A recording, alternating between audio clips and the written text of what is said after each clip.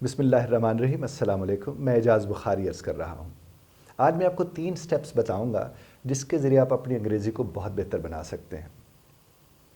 और ये 3 स्टेप्स इसलिए, चूँकि देखिए स्टेप्स का मतलब ये होता है एक प्रोसेस के तहत आपने चीज़ों को करते, यानी पहले ये कदम उठाना है, फिर वो कदम उठाना है, फिर वो कदम उठाना है। तो आपका सबसे पहला कदम जो आपने उठाना है वो है लिसन, सुने। अब ये है कि सुने किसको? तो आप कोशिश करें कि आप सुने जिन लोगों को वो लोग होने चाहिए जिनकी ये ज़बान है। पहले कभी होता था, ये बड़ी दिक्कत होती थी, परेशानी होती थी कि हम अगर अंग्रेज़ को सुनना चाहते हैं तो हम अंग्रेज़ को सुनने के लिए हम कहाँ से अंग्रेज़ ना आए भाई कि जिनको हम सुने। तो अब तो यूट्यूब ने या जिस तरह ये तब्दीली आई है, इससे तो अब ये मसाइल हमारे ख़त्म हो गए। अब तो हम डायरेक्ट उनको सुन सकते हैं जिनकी ये ज़बान है। तो आप उनको सुने, लेकिन फ़िल्में मत देखें, ड्रामाज मत देखें, सुने। अगर आपको फ़िल्म है करनी भी है तो उस फिल्म को भी सुने, ड्रामा को भी सुने, क्योंकि जब आप उसे सुनेंगे तो जिनकी ज़बान है उनसे आपको देखने सुनने का मौका मिलेगा। तो नंबर 1 स्टेप आपका क्या है? लिसन, और लिसन केयरफुली, यानी बड़े ध्यान से सुनेंगे, क्योंकि जब आप सुनेंगे तो आपको लफ्ज़ का अंदाज़ा होगा कि इस लफ्ज़ को बोला कैसे जा रहा है, इसका मतलब क्या है, इसको किस तर्ज पर बोला गया है, किस तनाजुर में, किस हवाले से इसे बोला गया है। तो स्टेप नंबर 1 जनाब वाला आपका क्या है? लिसन। और लिसन किन को? जो नेटिव स्पीकर्स हैं, जिनकी ये ज़बान है, वो चाहे ऑजीज़ हों, वो चाहे अमेरिकन्स हों, वो चाहे ब्रिटिश हों, आप उन लोगों को सुने। और बड़ा आसान है, इसके लिए कोई इतना दिक्कत वाली बात नहीं है। दूसरा यह है कि जो आपने सुना है, whatever, जो आप सुन के बैठे हैं, स्टेप नंबर 2 पे है स्पीक।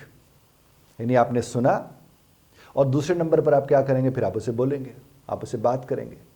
और जब आप उसे सुन रहे हैं, लिसन, स्पीक, और जब आपने उसको सुन लिया फिर आपने उसे बोला, तो जब आप बोल रहे होते तो कहीं ना कहीं आप उनकी नकल कर रहे होते हैं, क्योंकि जिस तरह आपने सुना होता है आप उसी तरह बोलते हैं। आपने अक्सर देखा होगा छोटे बच्चे जो लफ्ज़ जिस तर्ज पर सुनते हैं उसी तर्ज पर उसको नकल करने की कोशिश करते हैं। बाज़ों का तो बड़े भी क्या करते हैं कि वो इतना प्यारे लग रहे होते हैं वो बच्चे उस लफ्ज़ को उल्टा पुल्टा बोलने में, कि फिर उनका भी दिल कर रहा होता है कि किसी न किसी तरह से हम भी वैसे ही बोलने की कोशिश करें। लेकिन वो ज़ाहिर है उसमें तो बच्चा ही ज़ाहिर है प्यारा लग रहा होता है, और फिर हम उसे दुरुस्त कर रहे होते हैं कि नहीं इस तरह नहीं, इस लफ्ज़ को इस तरह से बोले, और वो सुन रहा होता है और वो सुनकर उसे ठीक करता है।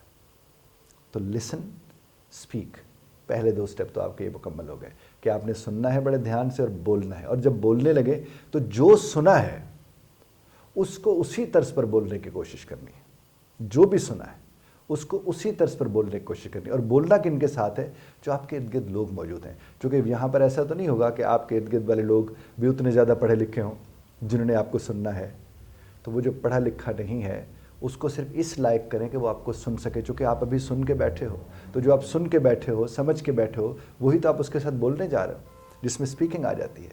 तो लिसन, स्पीक, और जब आप उसे बोलना शुरू कर देंगे तो तीसरे नंबर पर क्या आ जाएगा? प्रैक्टिस।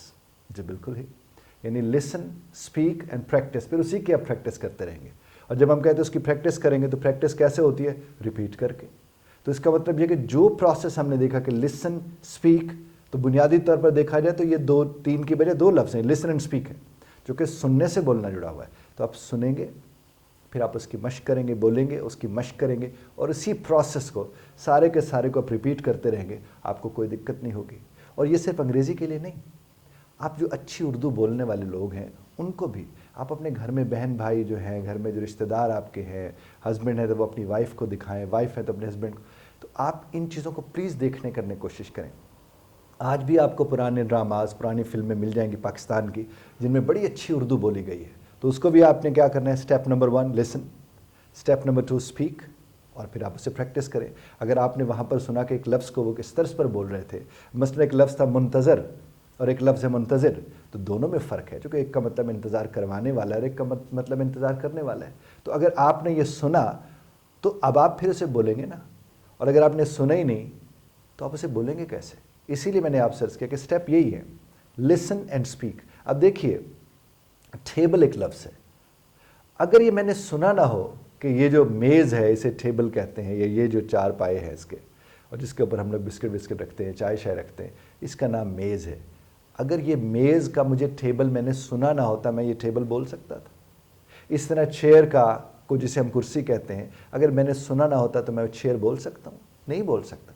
इसीलिए कहा जाता है कि जितने भी लोग जो बोल नहीं पाते हैं, गूंगे होते हैं, वो बहरे भी होते हैं।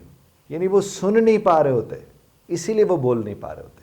तो इसका मतलब क्या होगा, जो आप सुनेंगे वही आप बोलेंगे ना। अगर आप सुन ही नहीं सकेंगे तो आप बोलेंगे कहाँ से? तो आपका सोर्स ही वही है।